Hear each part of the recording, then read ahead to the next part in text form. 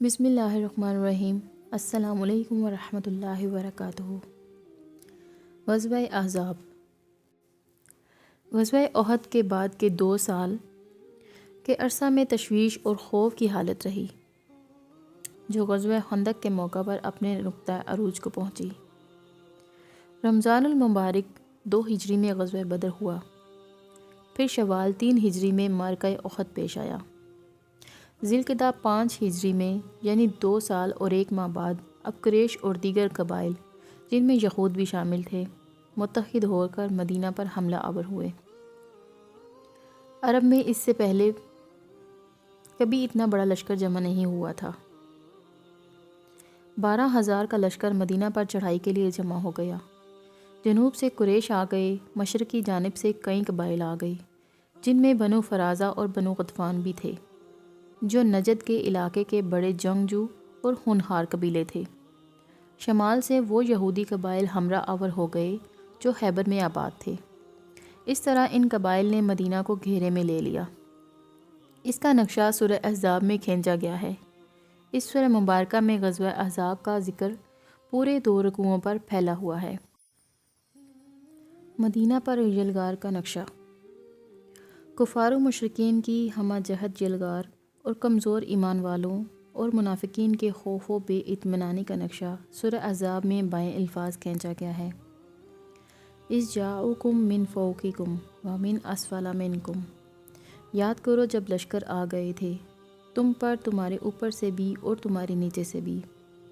چونکہ مدینہ سے مشرق کی طرف اونچائی ہوتی چلی جاتی ہے، اسی لیے اس علاقہ کو نجد کہتے ہیں، جس کے معنی ہے اونچائی والا علاقہ۔ لہٰذا جو مشرق سے آئے ان کے لیے من فوقکم کے الفاظ آئے ہیں، اور مغربی ساحل کی طرف ڈھلان اور اترائی ہے۔ قریش اور ان کے حلیف مغربی یعنی نچائی اور اتار کے راستے سے آئے، لہٰذا ان کے لیے ومن اسفل منکم فرمایا گیا۔ مزید برآں مدینہ کے شمال مغرب کی جانب سے یہودی قبائل جمع ہو کر آ گئے تھے۔ اس کٹھن موقع پر منافقین اور کمزور ایمان والوں کی کیفیت اسی آیت میں آگے ان الفاظ میں بیان کی گئی ہے۔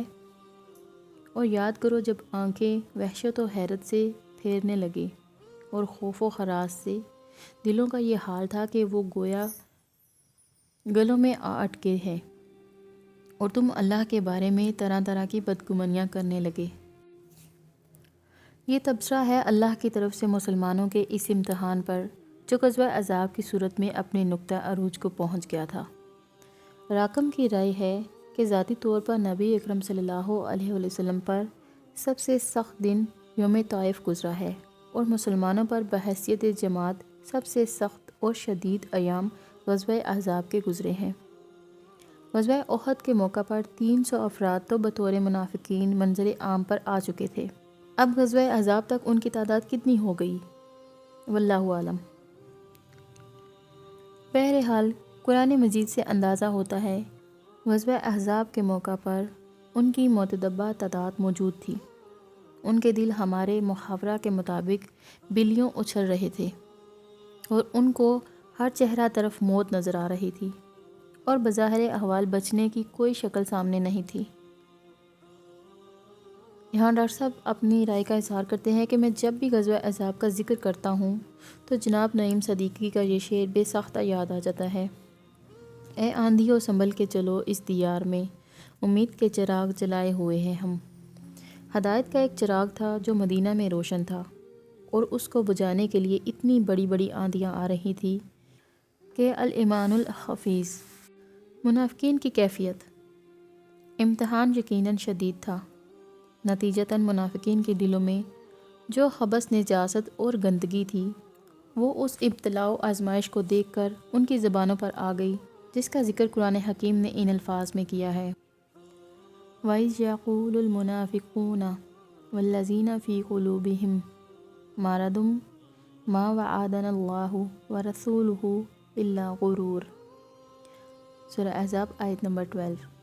اور جب کہنے لگے منافق اور وہ لوگ جن کے دلوں میں روگ ہے کہ اللہ اور اس کے رسول صلی اللہ علیہ وسلم نے ہم سے جو وعدہ کیا تھا وہ سب فریب تھا، انہوں نے کہا کہ ہمیں تو دھوکہ دے کر مروا دیا گیا۔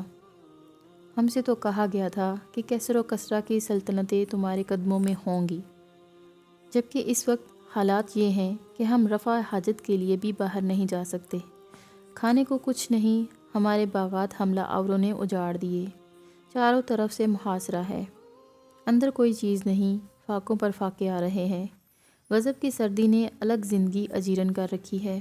منافقین کی یہ وہ باتیں ہیں جو ان کے دلوں سے اچھل کر زبانوں پر آ گئیں۔ ان باتوں کا تذکرہ سیرت النبی علیہ صاحبات الصلاۃ والسلام اور کتب احادیث سے ملتا ہے۔ اہل ایمان کی کیفیات۔ ادھر مومنین صادقین کی کیفیت کیا تھی؟ ملاحظہ ہوں۔ وَلَمَّا رَأَى الْمُؤْمِنُونَ الْأَحْزَابَ قَالُوا هَذَا مَا وَعَدَنَا اللَّهُ وَرَسُولُهُ وَصَدَقَ اللَّهُ وَرَسُولُهُ۔ الاحزاب آیت 22۔ اور حقیقی مومنین کا اس وقت حال یہ تھا کہ جب انہوں نے دشمنوں کے لشکروں کو دیکھا تو وہ پکار اٹھے کہ یہی تو وہ بات ہے کہ جس کا اللہ تعالیٰ نے اور اس کے رسول صلی اللہ علیہ وآلہ وسلم نے ہم سے وعدہ کیا تھا، اور اللہ اور اس کے رسول کی بات بالکل سچی تھی۔ اب یہ کون سا وعدہ ہے جس کی طرف یہ صادق القول مومنین اشارہ کرتے رہے ہیں؟ قرآن مجید میں متعدد مقامات پر اللہ تعالیٰ کی طرف سے آزمائش و امتحان اور ابتلاء کے وعدوں کا ذکر آیا ہے۔ مثلاً سورہ عنکبوت کی آیت نمبر 2 اور 3 میں فرمایا، جس کا ترجمہ ہے، کیا لوگوں نے یہ سمجھ رکھا ہے کہ وہ بس اتنا کہنے پر چھوڑ دیے جائیں گے کہ ہم ایمان لائے اور ان کو آزمایا نہ جائے گا، حالانکہ ہم ان سب لوگوں کی آزمائش کر چکے ہیں جو ان سے پہلے گزرے ہیں۔ اللہ کو تو ضرور یہ دیکھنا ہے کہ سچے کون ہیں اور جھوٹے کون ہیں۔ سورہ بقرہ کی آیت نمبر 155 میں فرمایا، ترجمہ، اور ہم البتہ تم کو خوف و خطر اور بھوک اور مال و جان اور فصلوں کی تباہی میں مبتلا کر کے تمہارا امتحان لیں گے۔ جو ان حالات میں صبر کرے تو ان کو اے نبی صلی اللہ علیہ وآلہ وسلم بشارت دے دیجئے۔ چنانچہ غزوہ احزاب کے مصائب کو دیکھ کر مومنین و صادقین کے ذہن میں ان پیش کی تنبیہات کی طرف منتقل ہو گئی اور ان کی زبانوں پر فی الفور آ گیا، ھذا ما وعدنا اللہ ورسولہ وصدق اللہ ورسولہ۔ خندق کی تیاری کا عجیب نقشہ۔ غزوہ احزاب میں کفار و مشرکین کے لشکروں کا محاصرہ خاصا طول پکڑ گیا، اور اس دوران اہل مدینہ پر بڑے ہی سخت قسم کے حالات پیش آئے۔ جب خندق کھودی جا رہی تھی تو نبی اکرم صلی اللہ علیہ وآلہ وسلم بھی اس کام میں بنفس نفیس شریک تھے اور پتھر اٹھا اٹھا کر خندق سے باہر پھینک رہے تھے۔ چونکہ ان دنوں شدید قحط کا عالم تھا، لہٰذا صحابہ کرام نے اپنے پیٹوں پر چادروں کے ساتھ کس کر پتھر باندھ رکھے تھے تاکہ کمرے دوہری نہ ہو جائیں، اس لیے کہ شدید بھوک کی وجہ سے معدہ تشنجا میں آتا ہے۔ دراصل یہ اس معدے کو بہلانے کی ایک شکل ہے کہ اگر اس پر بھاری بوجھ باندھ دیا جائے تو اس کو وہ بھوک کا تشنجا نہیں ہوگا، یعنی کہ ہنگر پین۔ اس موقع پر بعض صحابہ کرام رضی اللہ عنہ حضور صلی اللہ علیہ وسلم کی خدمت میں حاضر ہوئے اور انہوں نے کرتے اٹھا کر اپنے پیٹ دکھائے اور عرض کیا کہ حضور صلی اللہ علیہ وسلم افاقہ ناقابل برداشت ہو رہا ہے، ہم نے اسی لیے پیٹوں پر پتھر باندھ رکھے ہیں۔ اس پر نبی کرم صلی اللہ علیہ وسلم نے اپنا کرتا اٹھا کر دکھایا تو وہاں 2 پتھر بندھے ہوئے تھے۔ یہ دراصل حضرت سلمان فارسی رضی اللہ عنہ کا مشورہ تھا کہ مدینہ منورہ کے دفاع کے لیے خندق کھودی جائے۔ عرب تو جانتے ہی نہیں تھے کہ خندق کس بلا کا نام ہے۔ پرانی جنگوں میں دفاع کے جو طریقے اختیار کیے جاتے تھے ان میں شہر پناہ کے گردا گرد خندق کھودنے کا رواج بھی تھا۔ اہل ایران دفاع کے اس طریقہ سے بخوبی واقف تھے۔ ایران اور روم کی تو کئی 100 سال سے جنگ چل رہی تھی، تاریخ دونوں کے مابین جھولا جھول رہی تھی۔ کبھی رومی ایران کے دارالسلطنت مدائن تک چڑھ دوڑتے تھے تو کبھی ایرانی ان کو ایشیائے کوچک میں دھکیل دیتے تھے۔ جب مدینہ میں خبر پہنچی کہ 3 اطراف سے کفار و مشرکین کا 12,000 کا لشکر چڑھائی کے لیے چلا آ رہا ہے تو حضرت سلمان فارسی رضی اللہ عنہ نے مشورہ دیا کہ مدینہ کو پشت پر رکھتے ہوئے خندق کھودی جائے تاکہ خندق کی وجہ سے دشمن براہ راست مدینہ پر یورش نہ کر سکیں۔ چنانچہ خندق کھودنے کا کام تیزی سے شروع ہو گیا۔ یہ سخت سردی کا موسم تھا۔ روایات میں خندق کی کھدائی کے وقت 2 اشعار کا ذکر ملتا ہے۔ محبت الہی میں سرشار صحابہ کرام رضی اللہ عنہ اور ان کے سالار اعظم جناب محمد رسول اللہ صلی اللہ علیہ وسلم خندق کی کھدائی کے لیے اس سنگلاخ زمین پر جرأت مومنانہ اور ہمت مردانہ کے ساتھ کدالیں چلا رہے تھے، اور صحابہ کرام رضی اللہ عنہ ضرب لگاتے ہوئے کورس کے انداز میں کہتے جاتے تھے: اللہم لا عیش الا عیش الآخرات، اے اللہ آخرت کی زندگی ہی اصل زندگی ہے، آخرت کا عیش ہی اصل عیش ہے۔ گویا ان کے نزدیک اس وقت کی تکالیف اور مصائب کچھ نہیں، انہیں تو آخرت کی فوز و فلاح چاہیے، اور رسول اللہ جواب دے رہے تھے: فاغفر الانصار والمہاجر، اے اللہ پس تو بخشش فرما دے ان انصار و مہاجرین کی۔ دوسرا شعر جس کا تذکرہ روایات میں ملتا ہے وہ نظم جماعت کی اساس و بنیاد بیعت کے ضمن میں بہت اہم ہے۔ صحابہ کرام رضی اللہ عنہ ترانہ کے انداز میں کدالوں کی ضرب کے ساتھ یہ شعر پڑھ رہے تھے: نحن الذین بایعوا محمدا علی الجہاد ما باقینا ابدا، ہم وہ لوگ ہیں جنہوں نے محمد صلی اللہ علیہ وسلم سے جہاد کی بیعت کی ہے، اب یہ جہاد اس وقت تک جاری رہے گا جس وقت تک جان میں جان ہے۔ جسم و جان کا تعلق منقطع ہو جائے تو بات دوسری ہے، جب تک یہ تعلق باقی ہے جہاد جاری رہے گا۔ یہ ہے صحابہ کرام کی جماعت کی وہ شان جس کی بنیاد بیعت ہے۔ نصرت الہی۔ اللہ تعالیٰ نے اپنی خصوصی مدد اور نصرت و تائید سے اہل ایمان کو اس نرغہ اور محاصرہ سے نجات دلائی جو 20 دن تک جاری رہا تھا۔ ایک شب بہت زبردست آندھی آئی جس سے کفار و مشرکین کے لشکر تلپٹ ہو گئے۔ اکثر خیمے اکھڑ کر آندھی کے ساتھ تتر بتر ہو گئے۔ بڑے بڑے چولہوں پر چڑھی ہوئی جو بڑی بڑی دیگیں تھیں الٹ گئیں، اور ان چولہوں کی وجہ سے ان کے خیموں میں آگ لگ گئی۔ یوں سمجھیے کہ ایک غیبی تدبیر تھی جس سے ان کے حوصلے اس درجہ پست ہو گئے کہ صبح تک تمام لشکر منتشر ہو چکا تھا۔ تمام قبائل اپنے اپنے علاقوں کی طرف کوچ کر گئے۔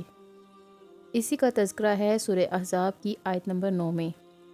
ترجمہ: اے اہل ایمان، اللہ کا احسان یاد کرو جو تم پر ہوا، جب چڑھ آئیں تم پر فوجیں، پھر ہم نے ان پر بھیج دی ہوا، آندھی اور فرشتوں کی وہ فوجیں جو تم نے نہیں دیکھی، اور اللہ تمہارے تمام اعمال کو دیکھنے والا ہے۔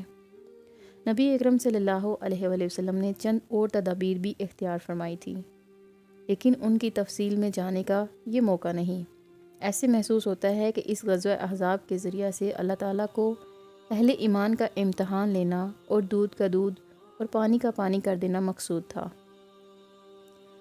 تاکہ نظر آ جائے کہ کون کتنے پانی میں ہے، سب جان لیں کہ کون اس میں منافق ہیں اور کون وہ ہیں جو کڑی سے کڑی آزمائش اور سخت سے سخت امتحان میں بھی ثابت قدم رہ سکتے ہیں۔ جب یہ امتحان ہو گیا تو مد مقابل دشمنوں کے لیے ایک آندھی اور فرشتوں کا ایک لشکر کافی تھا۔ کفار و مشرکین کا 12,000 کا لشکر اللہ کی قدرت کے مقابلہ میں تو پرکہ کی حیثیت بھی نہیں رکھتا تھا۔ 12,000 کیا 12 لاکھ کا بھی لشکر ہوتا تو اس کی کوئی حیثیت نہیں تھی۔ ایک آندھی نے معاملہ تلپٹ اور تتر بتر کر دیا، اور کفار و مشرکین جو ایک زبردست جمعیت کی شکل میں بڑے ارمانوں اور بڑی تیاریوں کے ساتھ دور دراز کا سفر کر کے ہدایت کے چراغ کو بجھانے آئے تھے، ایک ہی رات میں منتشر ہو گئے۔ معاملہ ختم ہو گیا اور صبح صادق سے قبل ہی ہر ایک نے اپنی اپنی راہ پکڑی۔ صبح مسلمانوں نے دیکھا تو میدان خالی تھا۔ رسول اللہ صلی اللہ علیہ وسلم کا تاریخی ارشاد۔ اس موقع پر نبی اکرم صلی اللہ علیہ وسلم نے جو تاریخی الفاظ ارشاد فرمائے ان سے اندازہ ہوتا ہے کہ اللہ تعالیٰ نے اپنے رسول صلی اللہ علیہ وآلہ وسلم کو کتنی دور رس نگاہ اور کتنی بصیرت و فراست عطا فرمائی تھی۔ کسی انقلابی رہنما کے لیے یہ وصف اشد ضروری ہے کہ وہ حالات پر صحیح نگاہ رکھے۔ چند اصولوں کو جان لینا اور ان کو بیان کرتے چلے جانا ہی سب کچھ نہیں، اس کے ساتھ ساتھ ایسی صلاحیت اور نگاہ دررس کی بھی شدید ضرورت ہوتی ہے کہ حالات کی نبض پر بھی ٹھیک ہاتھ ہو، صحیح اندازہ ہو کہ حالات کا رخ کیا ہے، وہ کدھر جا رہے ہیں، صحیح تشخیص ہو کہ ہم کتنے پانی میں ہیں اور ہمارا دشمن کتنے پانی میں ہے، اس کی طاقت کیا ہے، اس کے اور ہمارے اثرات کا تناسب کیا ہے۔ ظاہر بات ہے کہ ایک انقلابی عمل میں ان سب امور پر گہری نگاہ رکھنی ناگزیر ہے۔ اگر صرف ایک خانقاہ ہے اور اس میں لوگوں کی تربیت کرنی ہے تو اس کے لیے بھی ایک خاص صلاحیت درکار ہے، لیکن اس میں ان چیزوں پر نگاہ ہونے کی چندہ ضرورت نہیں۔ اسی طرح ایک دارالعلوم ہے جہاں درس دینا ہے، قرآن پڑھانا ہے، حدیث و فقہ پڑھانی ہے، تو ان کاموں کے لیے ایک خاص صلاحیت کی ضرورت ہے، مگر وہاں بھی مذکورہ بالا امور پر نظر ہونی ضروری نہیں۔ لیکن انقلابی عمل میں اصل ضرورت اس بات کی ہے کہ اس امر پر نگاہ ہو کہ انقلابی دعوت اور تحریک کو مختلف مراحل سے گزار کر کامیابی تک کیسے پہنچا دیا جائے۔ یہ شے دیگر ہے، اس کے لیے اور قسم کی صلاحیتیں چاہیے۔